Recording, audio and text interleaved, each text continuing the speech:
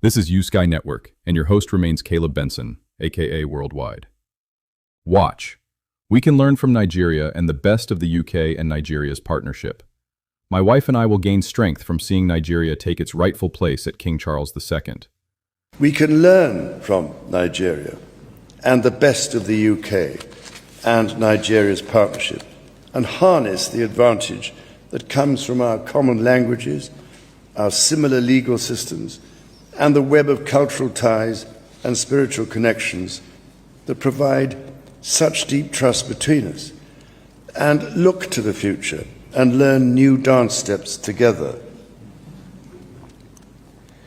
Mr. President, you have spoken in particular of the importance of expanding intra-Commonwealth trade by creating shared standards, regulatory and digital alignment, and removing barriers that deter investment.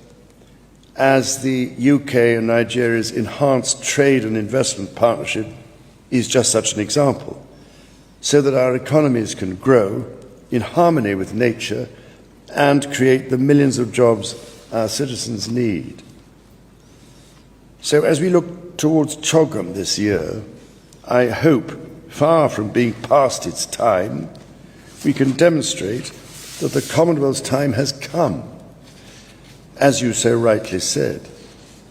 In achieving that, my wife and I will gain strength from seeing Nigeria take her rightful place at the heart of the Commonwealth, and to standing alongside you as a friend who believes the future is best when built together.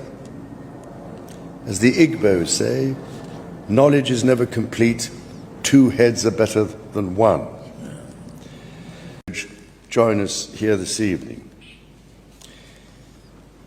As the connections between our nations deepen every day, so too do the economic ties.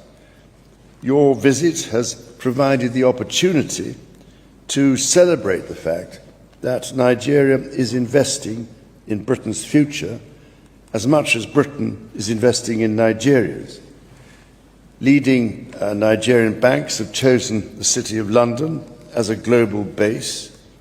Examples of the best Nigerian companies have listed on London Stock Exchange, and UK Export Finance is supporting investment in Nigeria's ports.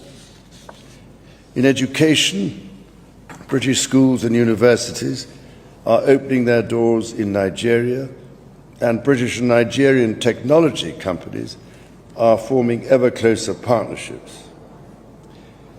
I was pleased to see that visitors from Nigeria spent £178 million in Britain in 2024, and 251,000 people from Britain travelled to Nigeria and spent just as much in return. And in January of this year, Nigeria became the United Kingdom's biggest export market in Africa. And whilst I hear that in Nigeria, the phrase "made in UK" has always symbolised the highest quality, it evidently now has a distinctively Nigerian flavour. The friendship between our two countries, Mr. President, is a partnership of equals that has brought us both enormous benefits.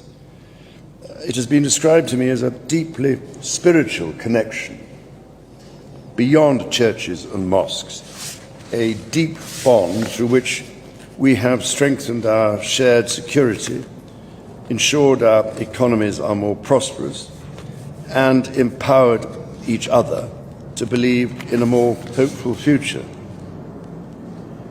The many dynamic connections between our two nations have deep roots, and yet I do not pretend that those roots are without a shadow. There are chapters in our shared history that I know have left some painful marks. I do not seek to offer words that dissolve the past, for no words can. But I do believe, as I know you believe, Mr. President, that history is not merely a record of what was done to us. It is a lesson in how we go forward together to continue building a future rooted in hope and growth for all, and worthy of those who bore the pains of the.